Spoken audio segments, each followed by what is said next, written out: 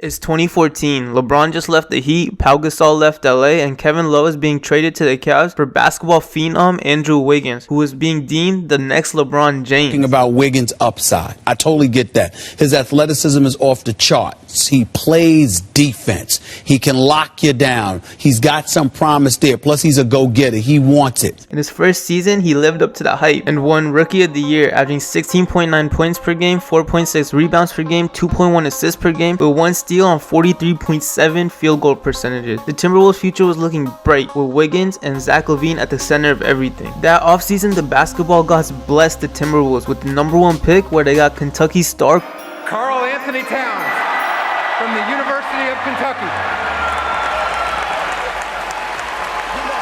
He did not disappoint either, bringing home the Rookie of the Year award while averaging an 18.3-point double-double with 1.7 blocks on efficient shooting. With Wiggins winning Rookie of the year before, Timberwolves became the first team in 42 years to have back-to-back Rookie of the Years. Adding this to Wiggins and LaVine improving across the board in their sophomore seasons, the Timberwolves increased their win total by 13 games, going from a record of 16 wins and 66 losses to 29 wins and 53 losses. The future was looking bright. Their young core, Ricky Rubio, Zach LaVine, Andrew Wiggins, and Karl Anthony Towns were starting to make noise around the league. Every single NBA fan said they were up next. They were supposed to be the next NBA dynasty, but everything went wrong. But the biggest deal at the NBA trade deadline, the Warriors send D'Angelo Russell to the T-Wolves for Andrew Wiggins and a 2021 first-round draft pick. You had Jimmy Butler as the heart of your team. He's now gone. All right, but look, it's never easy when you start over. You got to trade your best asset. So they trade LaVine.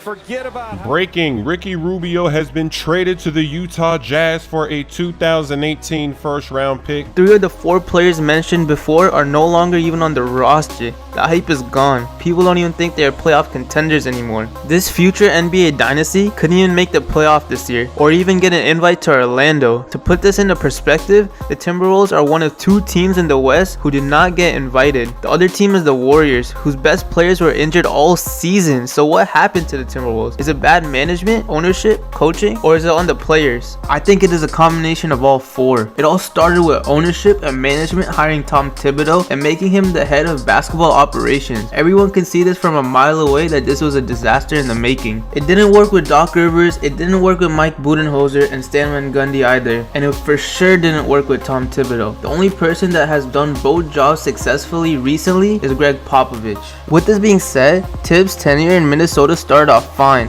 Thibodeau was allowing the young players to grow in the first season, although he played the young core an insane amount of minutes, with Wiggins and LaVine playing 37.2 minutes per game and Cat not being too far behind with 37 minutes per game. This overload on the young core led to Zach LaVine tearing his ACL just 47 games into the 2016-2017 season.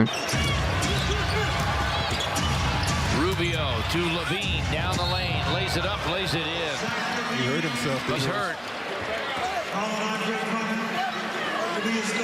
Although this did not affect his athleticism in the long term, this could have been another Derrick Rose situation just under Tibbs' watch. During this season, the Wolves did improve though, winning 2 extra games, improving their win total from 29 games to 31 games. Although there was a slight improvement, Thibodeau was not happy. He started making win now moves and there was no one to stop him because he was the head of basketball operations. He tried to change the Timberwolves from a rebuilding team to a win now team. His first move was trading for Jimmy Butler in the 2017 draft for Zach LaVine, Chris Dunn, and the number 7 pick, which turned out to be Lauri Markkanen. Then Tibbs brought in Taj Gibson, Derrick Rose, and Jeff Teague later that offseason to help the Timberwolves compete immediately. The Timberwolves were all over the media, and they were being called the Timberwolves. Playing a professional basketball team they once coached.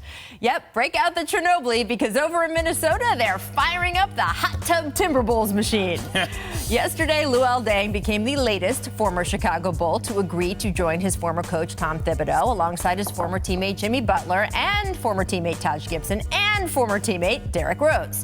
As a matter of fact, Deng is the 7th of Tibbs' former Bulls, who has been brought through the Wolves organization since Tibbs arrived. This would work the first season as the Timberwolves improved their record to 47 wins and 35 losses while making the playoffs for the first time in 13 seasons. This record earned them the 8th seed in the stacked West, but they lost in 5 games to the Rockets in the first round. The team was improving and finally took the next step. This does sound great, but the chemistry issues brewing in the background was ruining the team. Putting together a team with vets that are hungry to win a championship immediately and young players finding their footing in the league sounds great on paper, but in reality this caused a locker room clash mainly between Jimmy Butler and Wiggins and Cat.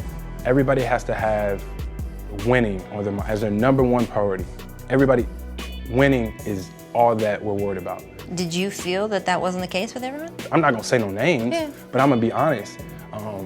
If your number one priority isn't winning and people can tell, that's the battle. Now there's a problem between people because that guy's number one priority is winning, and that guy's isn't. Karl Anthony Towns arguing with one another as they head towards the Minnesota bench. These chemistry issues led the Wolves to trade Jimmy Butler and fire Tibbs 40 games into the next season. Although Tibbs had some debacles as a GM and coach of the Timberwolves, he's not the only person to blame. Although Wiggins is one of my favorite players in the league and I hope he finally breaks out with the Warriors, he has been a disappointment in his first 7 seasons in the NBA. After winning Rookie of the Year in his first season, I have to admit he has stayed stagnant. He has made claims that he will be an all-star soon. I'm mad at you though. You know why I'm mad at you, right? Yeah, we're gonna talk about it. When we gonna be an all-star, dog? When we get an all-star? Real talk. Cat, you can go now. Right. When you doing all-star? Next year is a motivation for it. Really? Yeah, next year. That's what I'm aiming towards. And has had a few hot streaks where we see his full potential come to the forefront, but his inconsistency hinders himself and the team. His best season was during his 3rd season where he averaged 23.6 points, but even then, he only did this because he had more opportunities to shoot the ball. His efficiency has been fairly similar since he entered the league, and his defense has been below average even though he has God-given athleticism and length. Not only this, but he has not turned into the leader that the Timberwolves were hoping he would be when he first entered the league. Cat is in the same boat though. When he came into the league, GMs were saying that he's the best player that they would build around. They ask a question on NBA.com, the GM survey. If you were starting a franchise today and could sign any player in the NBA, who would it be? A year ago, last year at this time, we talked about this. So this year, it's Karl Anthony Towns who... This was in front of players like Giannis, LeBron, Curry, and KD at the time. During that time, this did not even sound crazy, but with 2020 hindsight, I'm sure GMs would take that back. Yes, Cat has been a great player in the league and a borderline superstar, but his lack of ability to elevate the Timberwolves to the next level on his own has not been shown so far. His career has taken the path of DeMarcus Cousins, who was a great individual player, but never could take his team to the next level like an all-time big man like Tim Duncan and Shaq. He has been called soft and an average defender by many people around the league. Karl Anthony Towns, my brother, you look soft right now. You really do. I mean, they put Clint Capella on you, and then after that, they put Nene on you, and you don't seem, not only do you not seem to have an answer, you don't seem to want to find one. With this being said, Cat did show some promise to start off this current season before he was plagued with injuries. He was starting to break through as a leader and shaking off labels that have been stuck to his name since he came into the league. Hopefully he can break through next season and finally make the playoffs with him being the leader of the team. Now, the Timberwolves have paired up Cat and D'Angelo Russell. They have Ryan Saunders as a head coach and they went 19-45 during the regular season. Maybe next season they can improve with Cat and D'Lo improving their chemistry and finally live up to their high expectations. Thank you guys for watching the video. Please like, comment, and subscribe down below.